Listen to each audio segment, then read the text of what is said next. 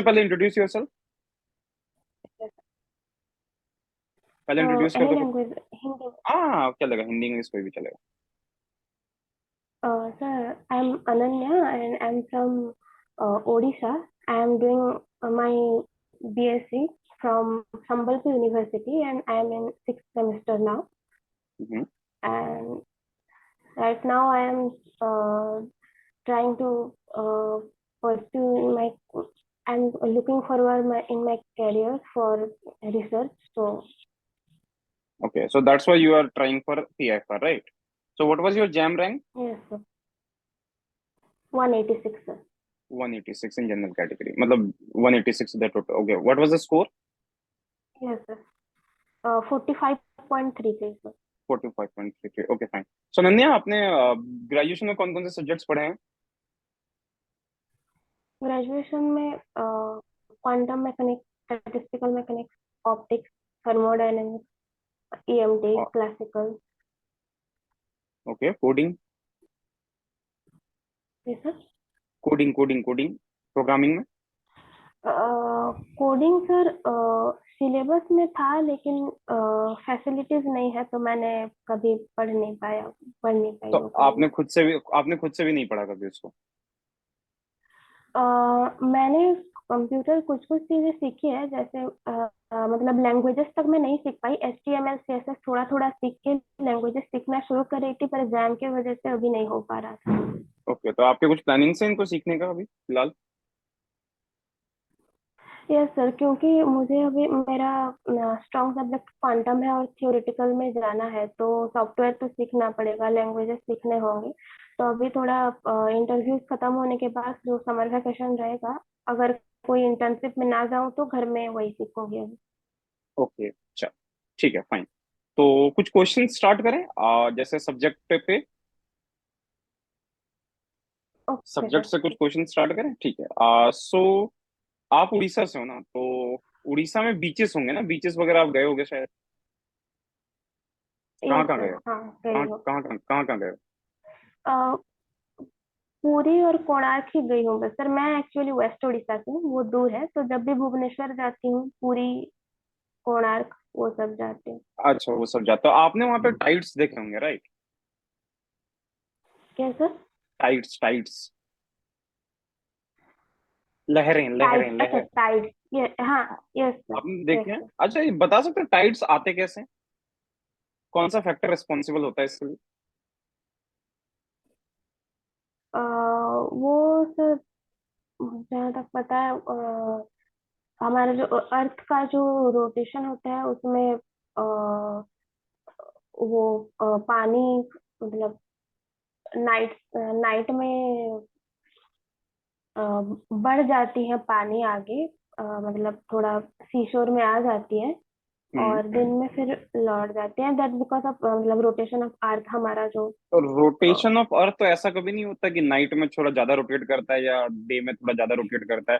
तो फिर टाइड्स जो होते हैं वो रात में ही क्यों आते हैं? और आपका फुल मून और हाफ मून, जो आपने फुल मून और नो मून आपने ये किया होगा, ऑब्जर्व किया होगा, तो उस टाइम पे टाइड्स, बड़े बड़े टाइड्स आते हैं। तो क्या रीजन है इसका? Yes sir. क्या रीजन है इसका? ये तो रोटेशन तो फिर नहीं हमारा होगा फॉर श्योर। सैटेलाइट। यस बोलो। सर, मून का इफेक्ट, मून का उसका इफेक्ट होता है सर जो मून का क्या? हमारे चारों ओर। मून का ग्रेविटेशन। Yes sir. तो अगर मून का ग्रेविटेशन अगर अफेक्ट करता तो सन का ग्रेविटेशन भी तो अफेक्ट करना चाहिए। पर वो हमसे बहुत दूर है सर। बहुत दूर है, श्योर, बट सन का मास भी तो ज्यादा है। मून का मास तो बहुत कम है, अगर आप डिस्टेंस की बात कर रहे हो। तो सन का मास जो है वो तो ज्यादा है एज कम्पेयर टू मून का मास। तो अगर आपने पढ़ा होगा कि force that is equal to G m1 m2 divided by r square, right? R तो स्क्वायर। यस तो सर। मास तो सन का बहुत ही ज्यादा है एज कम्पेयर टू मून। तो इसी से इसके अकॉर्डिंग तो हम ये भी कह सकते हैं कि सन का भी इफेक्ट होना चाहिए। तो ऐसा क्या चीज है कि मून का इफेक्ट होता है, सन का इफेक्ट नहीं होता? Any idea? No sir. No idea, अच्छा, नो प्रॉब्लम। एक्चुअली ऐसा होता है कि जो ग्रेविटेशनल फोर्स होता है, वो जो टाइडल फोर्स होता है ना, वो डी स्क्वायर के प्रोपोर्शनल नहीं होता, वो डी क्यूब के प्रोपोर्शनल होता है। ठीक है? मतलब अच्छा, डिस्टेंस जितना ये कम मुझे होगा, नहीं था। इफेक्ट उसका उतना ही ज्यादा होगा। कोई बात नहीं, वो आप ग्रेजुएशन में था, कहीं कहीं होता है, कहीं कहीं नहीं पढ़ाया जाता। अच्छा ठीक है, चलो कोई नहीं। ये मैकेनिक्स का था एक ओके। क्वेश्चन। अच्छा ठीक है, चलो मैं आपको एक एग्जांपल देता हूँ, ठीक है, एक क्वेश्चन आपसे मैं आस्क करता हूँ।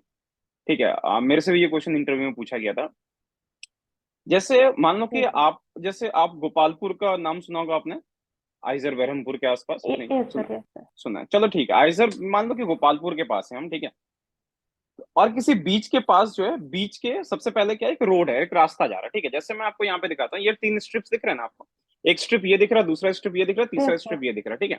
तीसरा स्ट्रिप ये जो नीचे वाला, मान लो कि ये आपका आपका सी का बीच हो गया यहाँ पे, ठीक है, मतलब यहाँ पे पानी है। Okay sir. आपका दोस्त यहाँ पे डूब रहा है, ठीक है, डूब रहा है, डूब रही है, वटेवर।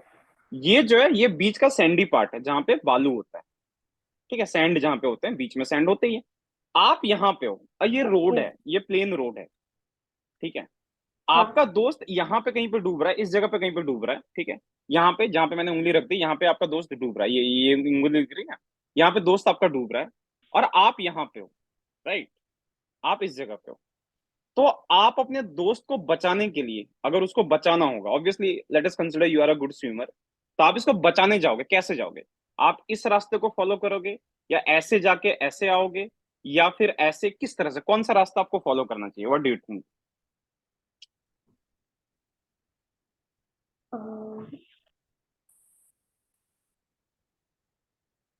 वो टाइड कैसे आ रही है, ऑब्लिक या फिर सीधा क्या आ टाइड रही है से मतलब? टाइड नहीं, आपका दोस्त डूब रहा है जस्ट, वो टाइड से नहीं डूब रहा, he is just sinking in the water, उसको तैरना नहीं आता। मतलब अच्छा, हाँ, सी में ही डूब रहा है ना सर? सी में ही डूब रहा है, एग्जैक्टली।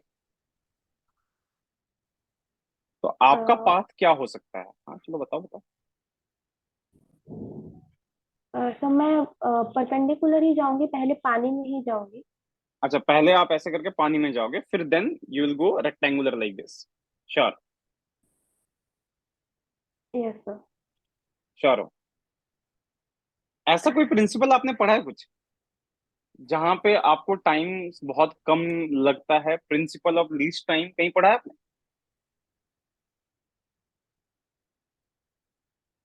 पढ़ा हाँ, होगा। प्रिंसिपल ऑफ लिस्ट टाइम पढ़ा होगा कहाँ ये, हाँ कहाँ सर कहाँ? पढ़ा है मैंने। कहाँ हाँ। पढ़ा है बताओ, कहाँ पढ़ा है बताओ, थोड़ा आइडिया दो। अ,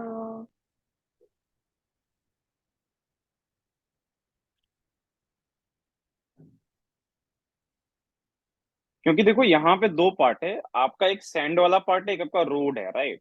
तो रोड में आपकी वेलोसिटी जो होगी कंपैरेटिवली ज्यादा होगी as compare to sand, right, क्योंकि बालू में आप ढंग से चल नहीं पाओगे। करेक्ट है ना? Yes sir. फैक्ट है यस ना? सर। तो कौन सा पार्ट आपको फॉलो करना चाहिए? ऐसा कोई प्रिंसिपल आपने पढ़ा है कि अगर पार्टिकल की वेलोसिटी अगर कम होती है या पार्टिकल की वेलोसिटी ज्यादा होती है, तो उस केस में वो लीस्ट टाइम उसको अगर पहुंचना है, लीस्ट टाइम में अगर दूसरे पोजीशन पे पहुंचना है, सो उसको एक स्पेशल पाथ फॉलो करना पड़ता है? पढ़ा है क्या ऐसा कहीं कहीं कुछ? याद करो कुछ। मैं हिंट दूंगा वैसे, आप बताओ, मैंने थोड़ा थोड़ा हिंट दिया है वैसे आपको। Any idea? पार्टिकल का ऐसा कुछ नहीं पढ़ा सर मैंने। पार्टिकल का नहीं मे पढ़ा, भी अभी किसका से पढ़ा है? किसका पढ़ा है फिर? नहीं, मतलब क्या ये स्टैटमैक का है सर? क्योंकि वो नो, स्टैटमैक का भी। नहीं नहीं नहीं नहीं, स्टैटमैक का नहीं है, बिल्कुल नहीं है, स्टैटमैक से दूर दूर तक कोई लेना नहीं। स्टिल कोई आइडिया जहां पे आपने पढ़ा होगा कि अगर वेलोसिटी दो जगह पे अलग अलग होता है, दो मीडियम में अगर अलग अलग होता है, तो पार्टिकल अपना पाथ चेंज करता है? कहाँ पढ़ा है ये आपने? हाँ यस सर, फॉर्मेट कहाँ पढ़ा? प्रिंसिपल। फर्मेट प्रिंसिपल पढ़ा था? अब ऑप्टिक्स में फर्मेट सर सर। प्रिंसिपल के अकॉर्डिंग बताओ कौन सा पाथ इसको फॉलो करना चाहिए? अ, जिसमें हमको सबसे कम टाइम लगे, तो कम टाइम लगे एक्सट्रीमम तो? पाथ लेना तो वो चाहिए। पाथ कैसा यस होता सर। है? वो पाथ कैसा होता है? एक्सट्रीमम पाथ होता है या तो मिनिमम होता है। एक्सट्रीमम पाथ होता है, एक्सट्रीमम टाइम होता है, सोच के बताओ। Fermat principle talks about extremum path और extremum time. Extremum time sir. Time होता है, तो मिनिमम टाइम जिसमें ले। यस। टाइम के अकॉर्डिंग इसको इसको कौन सा पाथ फॉलो करना चाहिए? इसको कौन सा पाथ फॉलो करना चाहिए? सोच के बताओ। हाँ, रोड में ही पहले जाना चाहिए, रोड में क्योंकि रोड जाएगा में पहले, तो पहले रोड में तेज कैसे है। जाएगा? इट शुड बी परपेंडिकुलर और लाइक दिस, कैसे जाएगा? जहां तक रोड है वहां तक हम ऑब्लिकली जा सकते हैं। बिल्कुल, उसके बाद फिर? जिस विड्थ तक रोड है, उसके हम्म। बाद फिर परपेंडिकुलरली अपने दोस्त तक बालू में जाओ। परपेंडिकुलर थोड़ा रास्ता जो है चेंज कर सकते हैं, yes, that is the same as refraction of light, जब आपका, देखो ये जो लाइट का जो ट्रेवल करना होता है, प्रिंसिपल ऑफ लीस्ट एक्शन, ये वही होता है। समझ गए कि आप यस जहां सर। तक जा सकते हो, जैसे आपका अगर जहां पे वेलोसिटी कम है, ठीक है, तो वहां पे क्या करना पड़ता है, पाथ को मिनिमाइज रखना पड़ता है, डिस्टेंस को मिनिमाइज रखना पड़ता है। समझ गए। Yes sir. तो उस केस में आप परपेंडिकुलर की तरफ थोड़ा सा जा सकते हो। इसीलिए लाइट क्या होता है, जब आप डेंसर मीडियम में जाते हो जहाँ पे वेलोसिटी कम हो जाती है, तो लाइट क्या होता है, परपेंडिकुलर तरफ बेंड कर जाता है, राइट। और जब रेरर यस मीडियम सर। होता है तो परपेंडिकुलर से दूर भाग जाता है। तो इस चीज का ध्यान रखना दूर हो हमेशा। जाता है। ठीक है, तो इस चीज का ओके ध्यान सर। रखना, चलो कोई नहीं, ठीक है। अच्छा, अच्छा ये बताओ, कंडक्टिविटी आपने पढ़ी है, थर्मल कंडक्टिविटी? यस सर, पढ़िए। क्या होता है thermal conductivity, can you define this? The ability of electrons, free electrons, electrons to thermal, travel. No no, I am asking about thermal conductivity, not electrical conductivity, thermal yes sir, conductivity का thermal, बताओ। Yes sir, thermal conductivity. Yes sir, अगर हम किसी भी metal को एक जगह पे, उसके एक पार्ट में अगर हम टेम्परेचर दें, हीट दें, तो वो कितना, वो उसको कंडक्ट करके दूसरे पार्ट में उस टेम्परेचर को ले जा सकता है। टेम्परेचर को, टेम्परेचर ट्रेवल कर सकता है क्या? मतलब हीट, नहीं सर, हीट जाएगा और टेम्परेचर बढ़ेगा what is obviously. The difference between heat, heat and temperature? Heat is a form of energy, perfect. और टेम्परेचर डिफरेंस से डिफाइन करता है हीट कहाँ से कहाँ जाएगा। कहाँ से कहाँ तो दिखा दैट, जाए? ओके गुड, चलो। आपने क्वांटम मैकेनिक्स पढ़ा है ना? Yes sir. अच्छे से क्वांटम मैकेनिक्स आपका स्ट्रांग है, अच्छा है। हाँ, क्वांटम मैकेनिक्स रिलेटिवली स्ट्रांग है सर। ठीक है, चलो। आप फोटॉन्स के कुछ प्रॉपर्टीज बता सकते हो? What are some properties of photons? Photons का मतलब एक फ्रीक्वेंसी होता है, जिसमें एक उसके एसोसिएटेड एक फ्रीक्वेंसी होता है, एनर्जी होता है। ओके। एंड फोटॉन्स लाइट की स्पीड में ट्रैवल करते हैं। परफेक्ट। और कुछ? एंड फोटॉन्स का रेस्ट मास डिफाइन नहीं होता। ओके, रेस्ट मास डिफाइन नहीं होता या जीरो होता है? अनडिफाइंड होता है ना सर। फोटोन का rest mass, is it zero और अनडिफाइंड? सोच के बताओ, आपने दो चीजें बताई ना, क्योंकि स्पेशल थियोरी ऑफ रिलेटिविटी में भी आपने कुछ पढ़ा होगा। तो उसके अकॉर्डिंग बताओ, फोटोन का रेस्ट मास जीरो होता है या अनडिफाइंड होता थोड़ा सा है? हाँ फॉर्मूला हाँ, लिख श्योर लेते हैं sure sir. Sure sure sure sure.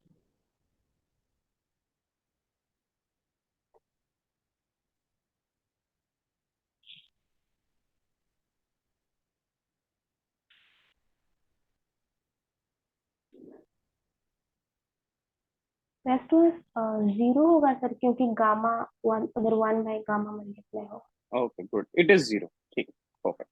आपने ब्लैक बॉडी रेडिएशन पढ़ा है, राइट? Yes sir. आपने वहां पे दो टर्म्स देखे होंगे, एक आपका होगा रेले जीन्स लॉ और दूसरा होता है अल्ट्रावायलेट कैटास्ट्रोफे। तो एक एक करके बताओगे इनके बारे में, क्या होता है? रेले जीन्स लॉ बताता है कि ये फॉर्मूले वेवलेंथ का one by wavelength to the power 5 से एनर्जी उसका वेरी करता है।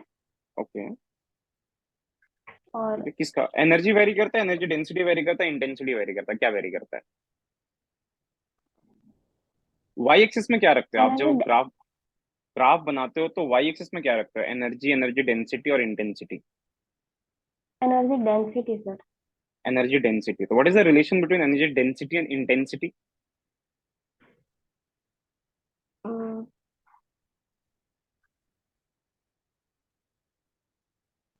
टोटल एनर्जी का तो पता है, एनर्जी डेंसिटी डिवाइडेड बाय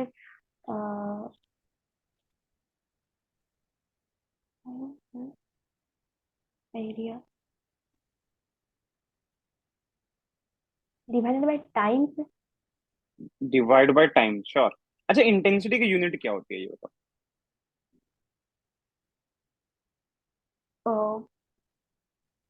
ऐसा ही यूनिट, या फिर हम जो बोलते हैं नहीं वेबर नहीं, पर इंटेंसिटी की ऐसा मीटर। यूनिट, ऐसा यूनिट, ऐसा यूनिट बता दो।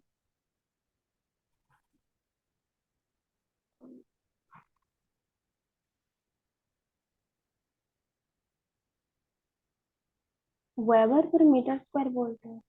वेबर पर मीटर स्क्वायर, श्योर। नहीं, वो ऐसा ही नहीं, कि नेम है, मैं भूल गई हूँ उसको, हम बार बार यूज क्या बोलते करते हैं, हैं। बोलो बोलो। वो कोई बात नहीं, टाइम लो, कोई बात नहीं। इंटेंसिटी को डिफाइन कैसे करते हो आप, डेफिनेशन से बता दो। हाउ यू डिफाइन इंटेंसिटी, उसके बाद फिर हम बताएंगे। नंबर ऑफ फोटॉन पर unit area. Intensity number of photons per unit area होता है, एनर्जी पर यूनिट एरिया होता है?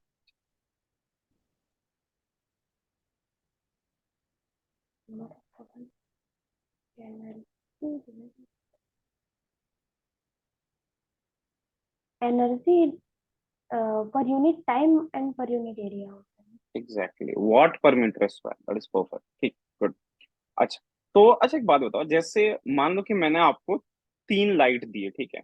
तीन डिफरेंट कलर के लाइट दिए, एक रेड कलर का दिया, एक येलो कलर का दिया, और एक मैंने व्हाइट कलर का दे दिया, लेट अस कंसीडर व्हाइट या ब्लू, ओके। किसी कलर का भी दे दिया, ठीक है? वो जल रहे हैं अपने आराम से, ओके सर। ठीक है? मैंने आपको बोला ठीक है कि आपको क्या करना है, इन तीनों की इंटेंसिटी मेजर करनी है, मेजर तो नहीं होगी, इन तीनों की इंटेंसिटी कंपेयर करनी है। आप किस तरह से कंपेयर करोगे, आपको क्या क्या डिवाइसेस की नीड पड़ेगी, और कौन सा एक्सपेरिमेंट आप यहाँ पे यूज कर सकते हो, एनी आइडिया?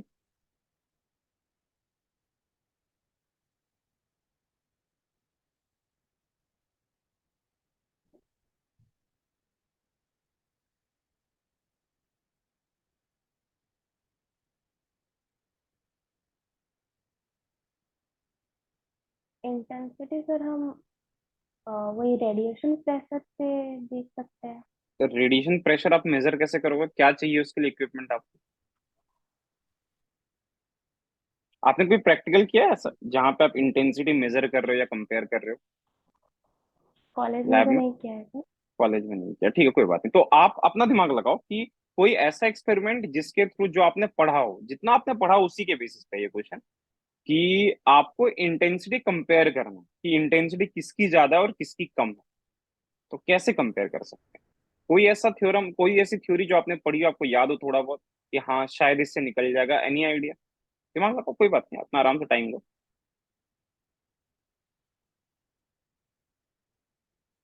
हम्म,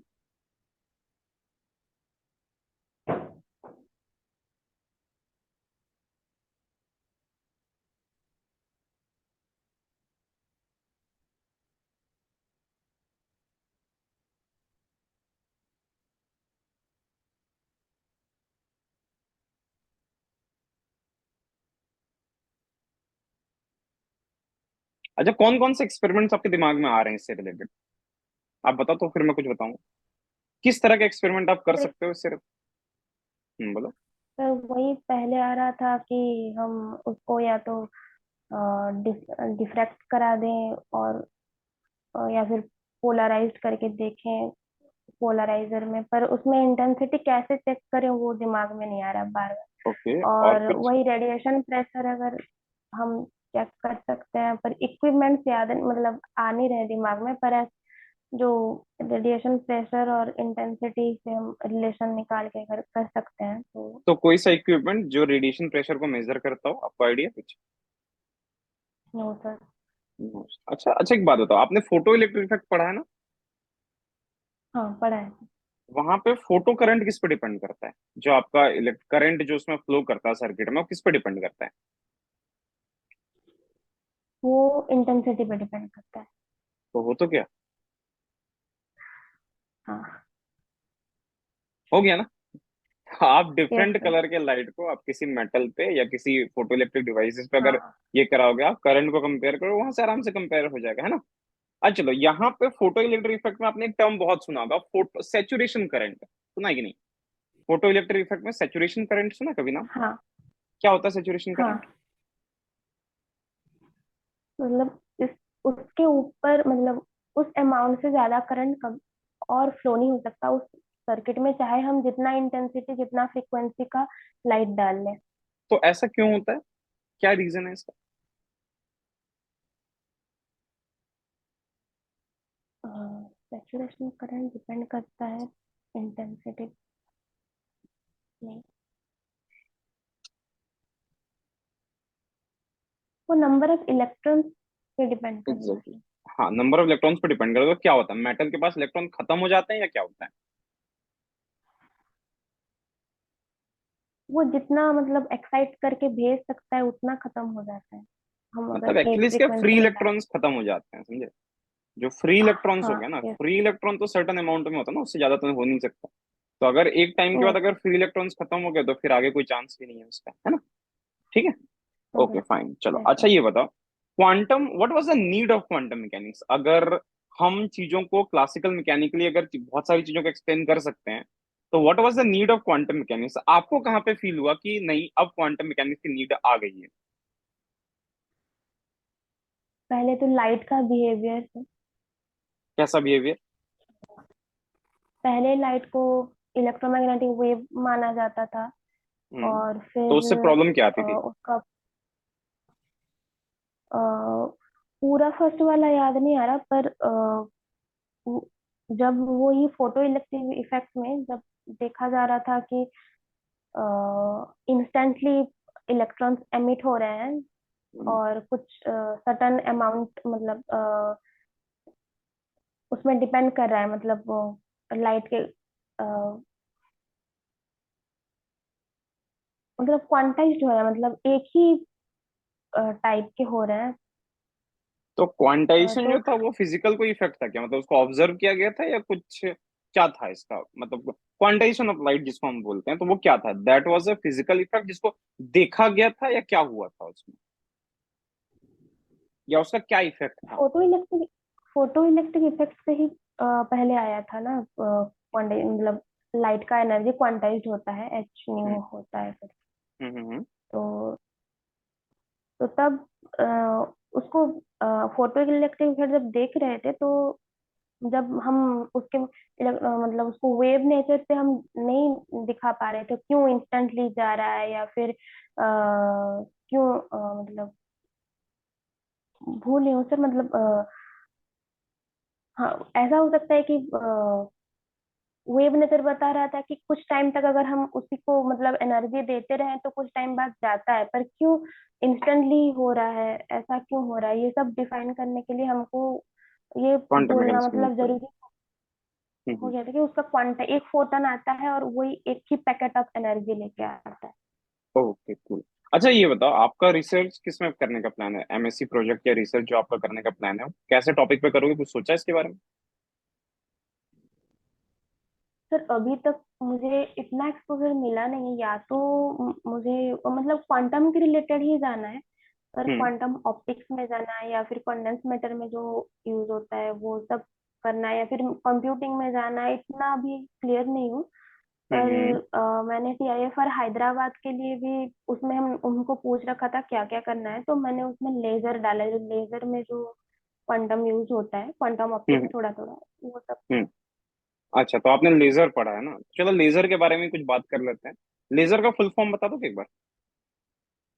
नहीं सर, नहीं पता लेजर का फुल फॉर्म होता है, नहीं लेजर का पता। फुल फॉर्म नहीं होता? पक्का है, श्योर? अच्छा, लेजर में क्या नहीं पढ़ा पता आपने? था सर। अच्छा कोई नहीं, पढ़ लेना उसको। हाँ। लेजर में क्या क्या पढ़ा लेजर अभी तक? में लेजर का जो एक बेसिक कंस्ट्रक्शन पढ़ा था, 2 लेवल, 3 लेवल, 4 लेवल हम्म पढ़ा था। हम्म। और हीलियम नियन का पढ़ा था। तो उसमें एक टर्म आपने पढ़ा होगा, स्टिमुलेटेड एमिशन, है ना? क्योंकि लेजर का जो SER होता है, तो उसका मतलब ये होता है stimulated emission of radiation, right? तो ये हाँ होता है, हाँ, यस। स्टिमुलेटेड एमिशन का क्या मतलब होता है? हम जब उसको उसके इलेक्ट्रॉन्स को एक पर्टिकुलर एनर्जी देते हैं, और उसके बाद वो इलेक्ट्रॉन्स जब को? Laser radiation. कैसा फिनोमेना है? इलेक्ट्रॉन का एक्साइटेशन होता है, किसका एक्साइटेशन होता है लेजर में?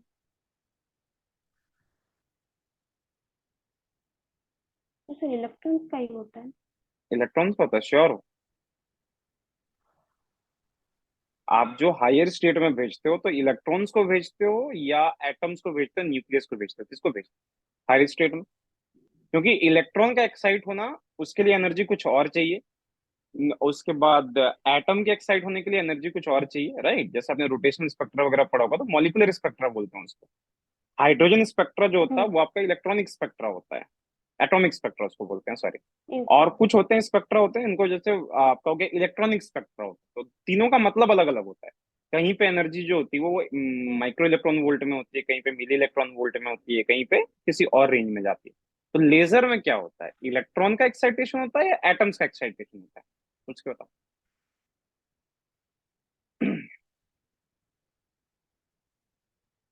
इलेक्ट्रॉन से याद आ रहा है पर नहीं याद है, अच्छा चलो छोड़ो। उसमें आपने पढ़ा आइंस्टाइन ए बी कोफिशिएंट? अ, हाँ तो आइंस्टाइन पढ़ा तो कोफिशिएंट के था पर उसका डेरि हाँ डेरिवेशन नहीं, बस पर मैं डेरिवेशन नहीं अभी पूछ रहा मैं, बस ए बी कोफिशिएंट आप बता दो, पढ़ा है? हाँ पढ़ा है सर से याद नहीं है।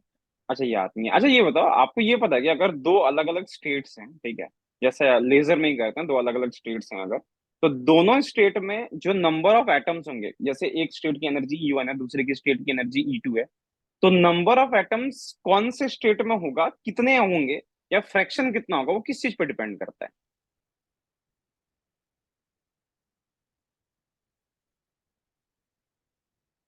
अ, हम कितना एनर्जी दे रहे हैं उसको उस एनर्जी कितना स्टेट दे में रहे तो? जाने के लिए। ओके, तो कोई फॉर्मूला आपको पता है जिसपे ये डिपेंड करता है? नहीं सर। पार्टीशन फंक्शन पढ़ा है आपने? हाँ पढ़ा है। पार्टीशन फंक्शन पढ़ा है? वो पार्टीशन फंक्शन पे ही डिपेंड करता है। फ्रैक्शन जो होता है वो e⁻⁻e/kt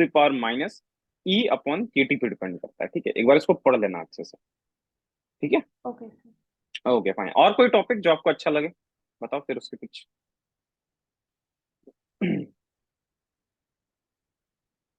क्वांटम के बाद वेव ऑप्टिक्स अच्छा लगता है। आपको वेव ऑप्टिक्स अच्छा लगता है? अच्छा, कॉर्पस्कुलर थ्योरी का नाम सुना है आपने? नहीं सर बीएससी में तो कभी नहीं पढ़ा था। कॉर्पस्कुलर थ्योरी नाम सुना होगा, याद करो थोड़ा हाँ सा। नहीं हाँ सर पढ़ा था। पढ़ा है सर। क्या होता है कॉर्पस्कुलर थ्योरी? बस जब लाइट के वही पहले वो निकाल न्यूटन ही दिए थे न्यूटन नहीं दिया था बिल्कुल। हाँ लाइट को जब लाइट का वही वेव नेचर से कुछ नहीं मतलब हो पा रहा पहले था लाइट का वेव कुछ नेचर आया था एक्सप्लेन या तो पहले वो कॉर्पस्कुलर थ्योरी आई थी, सोच के बताओ। अच्छा, वेव थ्योरी किसने दी थी, लाइट की वेव थ्योरी किसने दी थी? एक्सपेरिमेंट तो प्रूव किया था यंग डबल स्लिट ने पर थ्योरी किसने दी थी? फ्यूजन ने दी थी सर। सोच के बताओ, किसने दी थी वेव थ्योरी ऑफ लाइट? आपने पढ़ा है उसके, आपने पढ़े हैं उससे, आपने रिफ्लेक्शन रिफ्रैक्शन सब प्रूव किया होगा। वेव थ्योरी से आपने रिफ्लेक्शन रिफ्रैक्शन सब कुछ ही प्रूव किया होगा।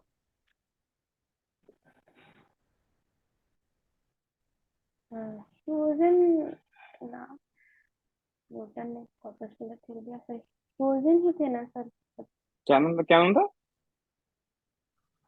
फ्यूजन या फिर ह्यूजन, उनका हाइजन प्रिंसिपल प्रोनाउंसिएशन। बोलते हैं उसको, हाइगन प्रिंसिपल बोलते हैं। अच्छा हाँ अच्छा तो प्रोनाउंसिएशन में गलती है। कोई नहीं, हाइगन प्रिंसिपल था वो तो एक्चुअली, ये दैट वाज गिवन बाय हाइगन। तो आपको ये बताना कि यस पहले सर। कॉर्पस्कुलर थ्योरी आई थी या पहले हाइगन प्रिंसिपल आया था, एनी नहीं आइडिया? सर पहले कॉर्पस्कुलर थ्योरी आई थी। उसके बाद हाइगन प्रिंसिपल आया था, राइट?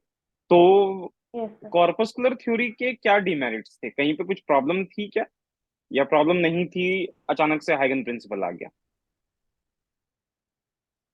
वही सर नहीं वो एक्सप्लेन नहीं कर पा रहा था क्यों एक जगह मतलब पैटर्न्स बन रहा है इंटेंसिटी क्यों है उसका मतलब एक हम्म। जगह में जाने एक जगह जा रहा है एक जगह क्यों नहीं जा रहा है ऐसा पार्टिकल कॉर्पस्कुलर थ्योरी में ऐसा कुछ नहीं बता पा रहा था। एक्चुअली लाइट का जो बेंड होना होता है उसको कॉर्पस्कुलर थ्योरी एक्सप्लेन नहीं कर पाया था, है ना? जैसे आपका डिफ्रैक्शन होता है, इंटरफेरेंस होता है ना, जहाँ पे आपका लाइट बेंड कर जाता है, तो उस थ्योरी को एक्सप्लेन हाँ करने में कॉर्पस्कुलर थ्योरी कम्प्लीटली फेल्ड होगी, इसको एक बार पढ़ लेना एक बार, ठीक है? देखो ऐसा है कि ठीक है, आपने, आपको जितना आता था आपने उसके अकॉर्डिंग आंसर ठीक दिया, दैट इज परफेक्ट।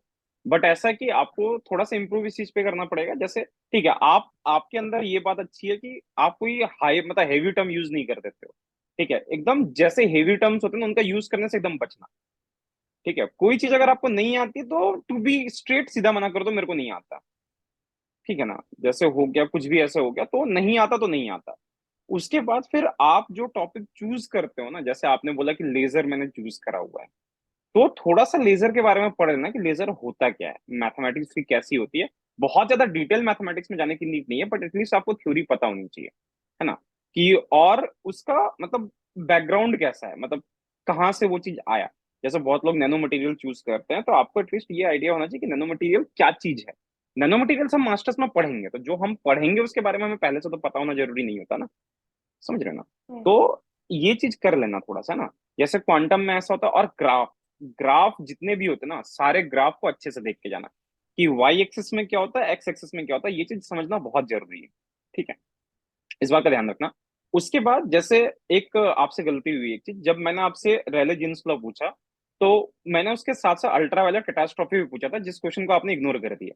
ये चीज मत करना कभी। ठीक है, उसको याद रखना कि हाँ, टीचर ने ये क्वेश्चन पूछा था तो मेरे को आंसर करना है। टीचर बीच में रोकेगा, कोई हाँ। बात नहीं, आप रोकने देना उसको, लेकिन रोक आपके माइंड में ये बात होनी चाहिए कि उन्होंने ये क्वेश्चन पूछा हुआ तो मेरे को उसका आंसर देना है। समझ इस बात को, ठीक है, तो इस चीज का ध्यान रखना। ओके। साथ में जैसे बेसिक लॉज जो होते हैं, जैसे मैक्सवेल के थर्मोडायनेमिक रिलेशंस हो गए, या फिर मैक्सवेल का आपका जो चार इक्वेशन होता है ईएमबी में, मतलब इलेक्ट्रो ईएमटी में, तो वो जो चार रिलेशंस हो गए जो बेसिक लॉज हैं एकदम, इन लॉज को भूलना मत, हम्म। इन लॉज को एकदम दिमाग में रखना। क्योंकि आप अगर कहीं पे अभी नियर फ्यूचर में अगर आप 10 इंटरव्यूज दोगे ना, तो 10 में से गारंटी लेता हूँ 5 इंटरव्यू में ये क्वेश्चन पूछा जाएगा। ठीक है, समझ गए ना, इस तरह के ओके। क्वेश्चन जनरली आते ही रहते हैं। और टीएफआर वगैरह में क्या होता है, जैसे मैंने आपको प्रैक्टिकल वाले क्वेश्चन पूछे कि यार ये बताओ कि हम्म। जैसे लाइट का ये होना, तो इस तरह के जो जो चीजें हैं, देखो ऐसा होता है कि आंसर आपको पूरी तरह से पता होना जरूरी भी नहीं है। ठीक है, कभी नहीं जरूरी होता कि आपको पूरा आंसर पता हो, बट एटलीस्ट थोड़ा बहुत आइडिया इस चीज का लगा लेना कि कैसे, जैसे कभी कभी टीचर आपसे पूछ देगा कि वाटर अगर फ्लो कर रहा तो उसके फ्लो रेट को हम किस तरह से मेजर करेंगे, कौन सा आपको इक्विपमेंट चाहिए। आपको बोल दिया कि वेलोसिटी ऑफ साउंड मेरे को फाइंड करना है, तो आप ये बताओ कौन कौन सा मेरे को इक्विपमेंट चाहिए, समझ रहे हो ना।